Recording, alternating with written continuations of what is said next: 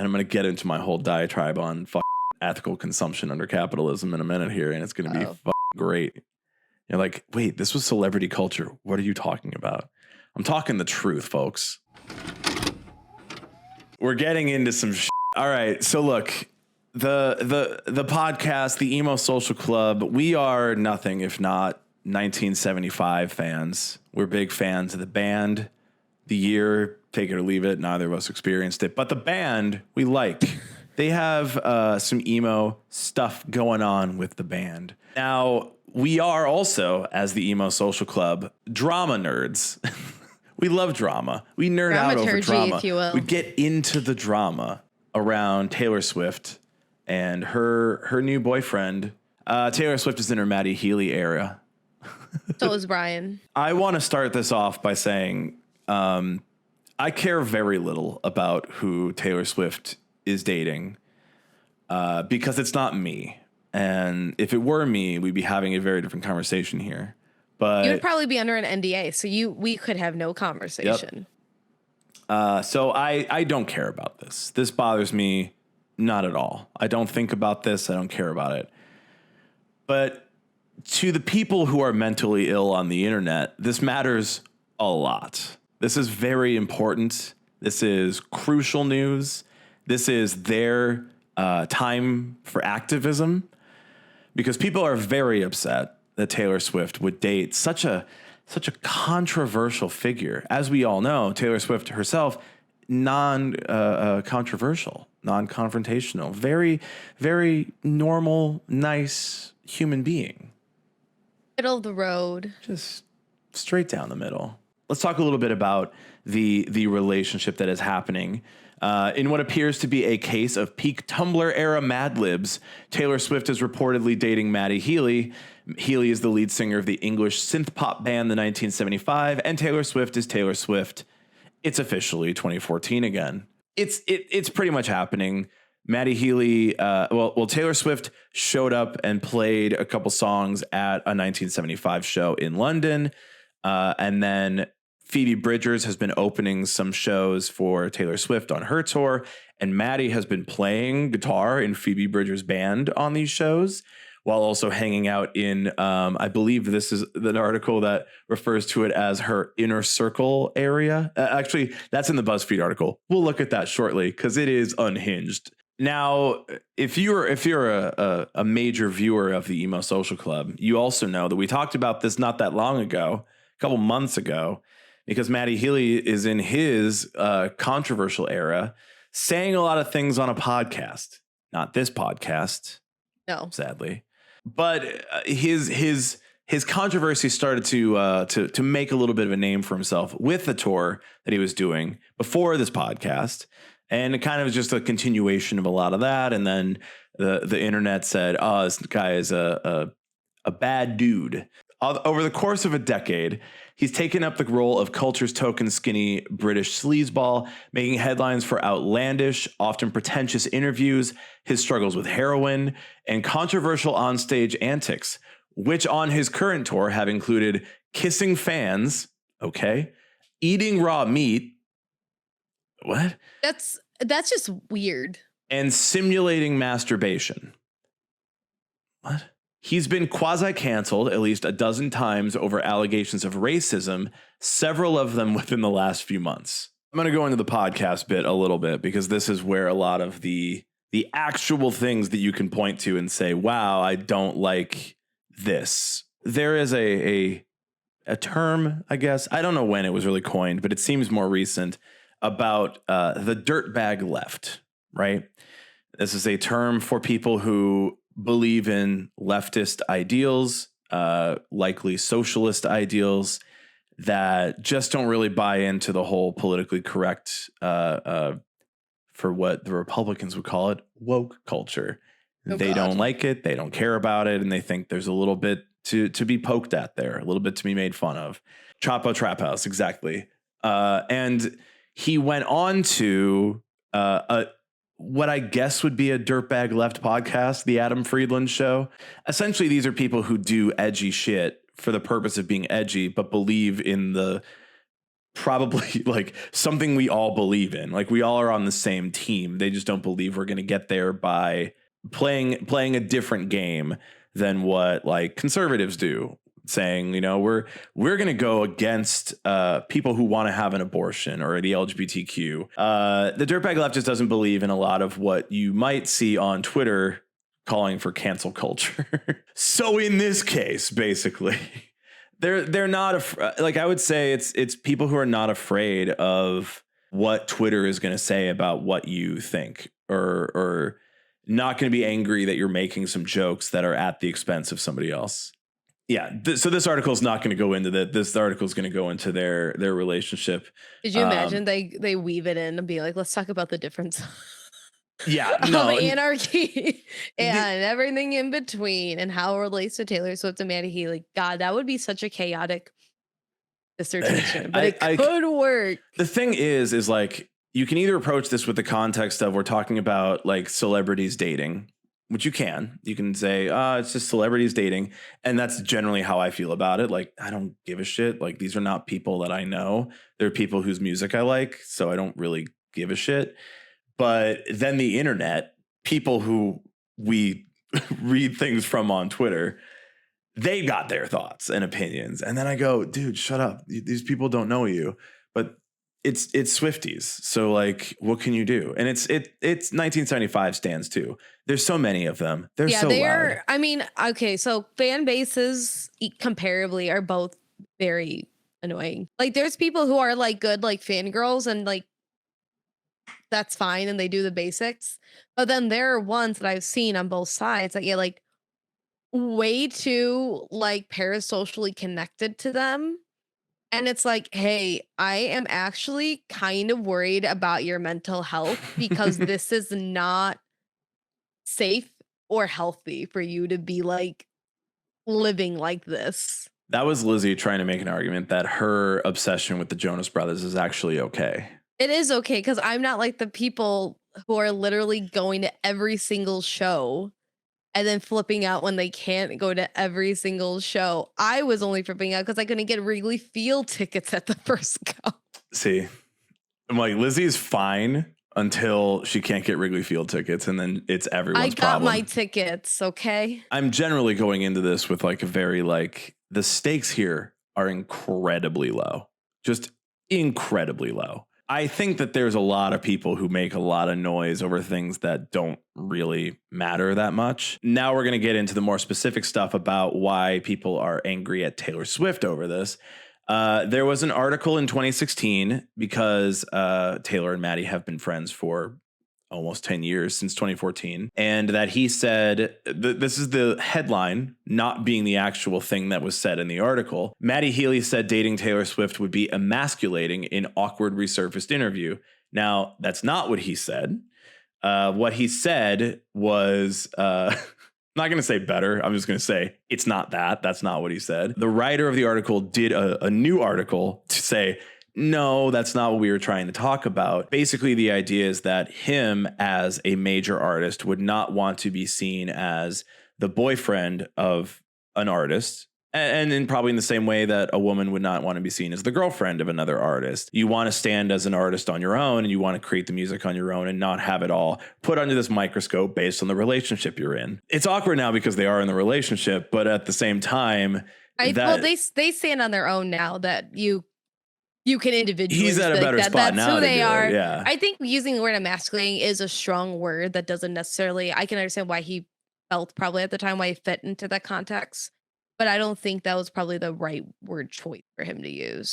He just kind of says shit, man. Like, it's hard to really pin down what he actually feels or means or thinks because he just sort of says shit, which I think is kind of the point. So it's like, all right. Then he thought it was emasculating. Maybe he doesn't think it now. I don't fucking know. Who cares? Like, maybe he should apologize for that. I don't know. I'm just not going to fucking write 4 goddamn articles about it. They couldn't spell Swift correctly. What are fans saying about Healy exactly? In February, Healy appeared on the Adam Friedland podcast and laughed along to racist and fatphobic comments about the rapper Ice Spice. Again, laughed along to. Didn't say them. Just want to make sure that we're being clear here because a lot of people are saying whatever the fuck they want to say about it. He's also come under fire for using the Black Lives Matter movement to promote his own music. That was true. And a lot of people did that during the Black Lives Matter movement and learned very strongly from that. And yeah, he did do that was a big conversation. And I feel like most people who are like self-aware, like social justice wise, understand it. But I also feel like there's a good amount of people who it went over their heads and they just did not. Has Swift responded to the criticism of Healy? She has not. And that's the end of this Vogue article.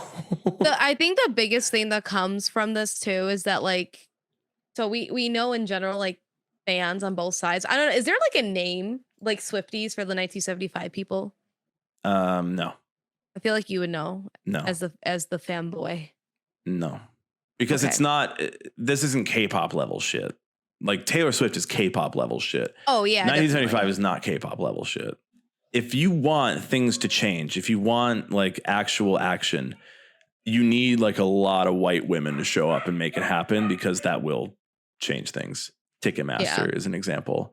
AMC also put, I saw the tweet that said if Swifties spent this much time harassing Congress, the world would be so much better. Yes. How about we Swifties please target everything towards Rod DeSantis. Like fix Florida. This is a Slate article. I guess I should explain why Taylor Swift fans want to kill one another over her new boyfriend. I'm not calling him dad. That's what one TikTok commenter had to say about some photos of Taylor Swift and the 1975's Matty Healy from earlier this week. Already weird. Already don't like it. If that shit makes you uncomfortable, you are correct. You are still tied to this planet in a very normal and human way. I don't really want to like relegate the podcast, and I don't really want to talk about the fucking masturbating to torture porn shit. But like that's how everybody's talking about it. Well, and that's included in the whole conversation. Look, that's not good. No, it's very bad. Yeah. I think that every industry, especially music and celebrity and all of this, is very exploitative in general. It's not a good move and it's not a good thing. And I'm also like, yeah, don't do that and talk about it. And I believe sex work is work, but I also believe that there's not necessarily good things going on there. Also, we don't need to know about this. Also, God damn it. You picked like the most like... That is like the funniest picture. Yeah, there's like, here's Taylor Swift on a red carpet. Here's Matty Healy on a red carpet looking like Tim the Toolman Taylor, like on his worst day. Like, do you think that was at Fort Lauderdale? Yeah, yes, this was because he was wearing that there. Yeah, this was at the festival we were at. Got him. I saw that and I was like, that's at the festival. He did not want to be in that photo.